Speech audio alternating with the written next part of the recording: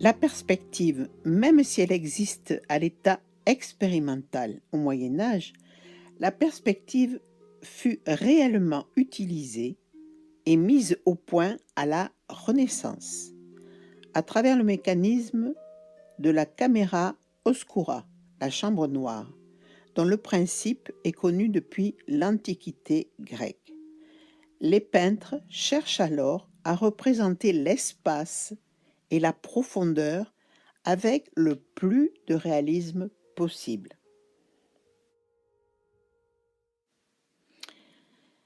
La chambre noire, c'est un phénomène qui est connu depuis la nuit des temps, je dirais.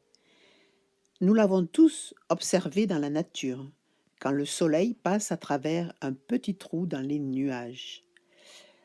Les peintres de la Renaissance ont été les premiers à l'utiliser dans leur technique de dessin. La chambre noire, c'est un procédé optique qui permet d'obtenir la projection de la lumière sur une surface plane à l'opposé d'un petit orifice. C'est ce que nous, on va appeler en peinture, en dessin, le point de fuite.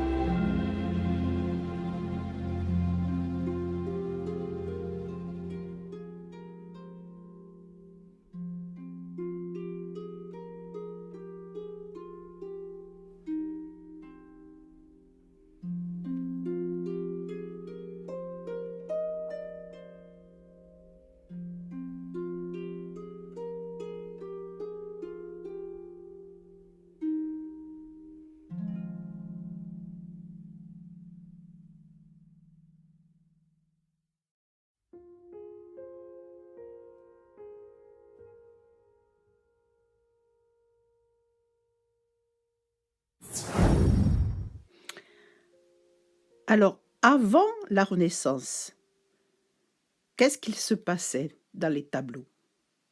Eh bien, dans l'Antiquité égyptienne, les artistes ignoraient la perspective.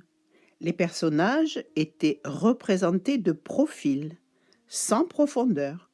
Leur taille dans l'image dépendait de l'importance qu'ils avaient. Par exemple, un pharaon était représenté plus grand que son serviteur. On retrouve ce même principe au Moyen Âge. Les personnages plus importants sont plus grands et les décors ne sont pas proportionnés en fonction de la taille des personnages. La plupart du temps, l'espace est rabattu sur un seul plan. Il n'y a pas d'arrière-plan. On dit que c'est un espace symbolique, car il ne vise pas à représenter fidèlement le monde réel. Il s'agit souvent de peintures mettant en scène des dieux ou des saints ou des pharaons qui sont considérés comme des dieux.